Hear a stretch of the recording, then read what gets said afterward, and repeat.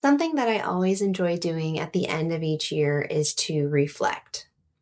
I believe it is very important to understand your past and learn from it so that you can grow forward into the future in a healthy way, physically, mentally, and spiritually. In reflecting on this past year of 2025, these are my takeaways from hosting my podcast. My takeaways from a physical perspective. When first launching my podcast back in June of 2024, I never even imagined interviewing people that reside in different countries. God surprised me in such a delightful way. I was blessed over the past year to talk with people about their names from the following countries: Jordan in Nicaragua. His name means gardener and reflects his life work now, which I thought was absolutely fascinating. Elzette in South Africa. Her name means my God is abundance, and it showed in her beautiful and warm spirit. Michelle in Australia. Her name means who is like God. It's actually a question, which many names are not questions. And I thought that was really interesting. She was a thought provoking, warm, and interesting woman who has a similar interest in names like I do. I also interviewed Salim in India. His name means peace, and I found that to be true in his personality. Amra in the Netherlands, and she's actually from Montenegro. Her name means thrive, and she is such a dear friend of mine now that is living an incredible life, and she continually inspires me. Jonas in Norway, his name means dove, which symbolizes peace and purity, and I found that throughout our conversation. Ileana in Venezuela, her name means torch, and she has truly been that in my life this past year. Her spirit lit up my heart in ways she will never know. And just like Amra, she was and is one of the most uniquely wonderful people in my life for the fact that she truly saw me and understood me, and we just simply connected on such a magnetic level. And finally, Luca in Canada. He was such a bright and positive ray of light. Just like his name, I know he will go very, very far in life. I have in total interviewed people in 11 different countries on my podcast. 8 of these 11 people were interviewed in 2025. Interviewing people from different countries has truly expanded my perspective in this world.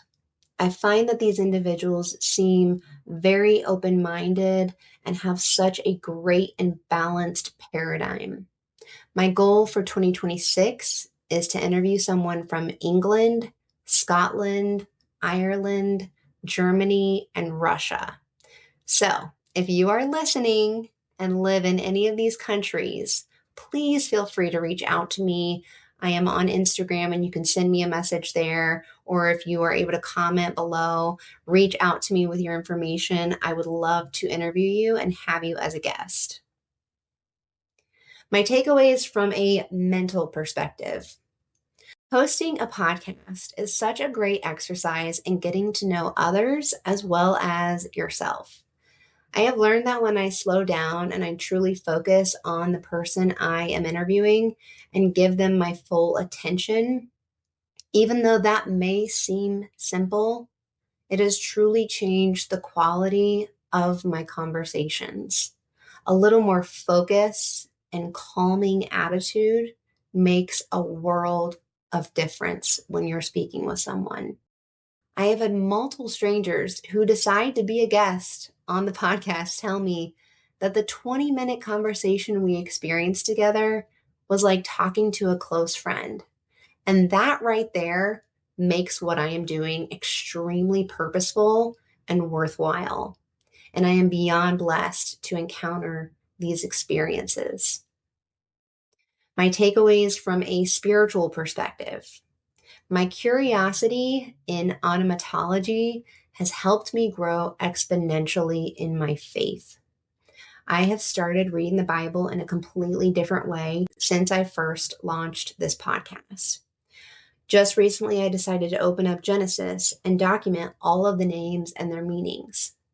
Doing this truly helps me not only remember a character and the role they played in a different way, but it reinforces my personal theory that a name makes a significant impact in someone's identity.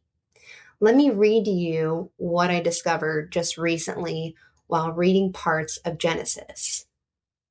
So in Genesis 3:20, it says that Adam named his wife Eve because she would become the mother of all the living.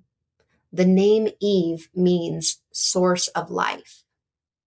Their two sons were named Abel and Cain. Abel means breath, and Cain means to possess.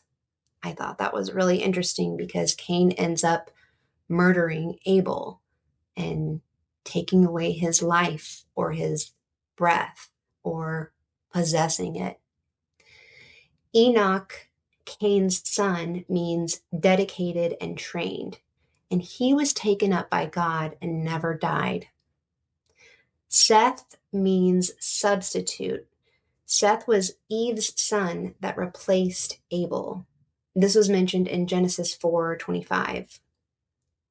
Noah's name means rest or comfort, and in Genesis 5:29 it says, he, Lamech, meaning powerful, named him Noah and said, he will comfort us in the labor and painful toil of our hands caused by the ground the Lord has cursed.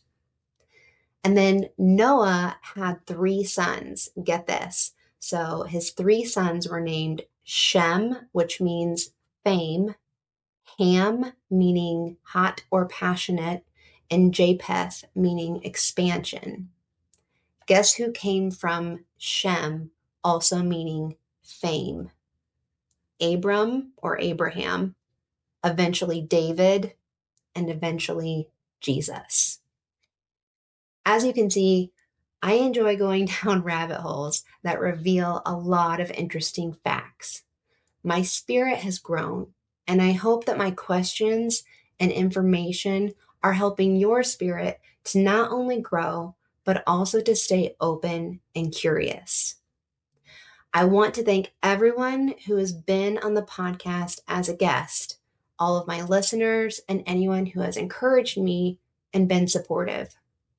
I love hosting this podcast, and I truly cannot wait to see what 2026 unfolds.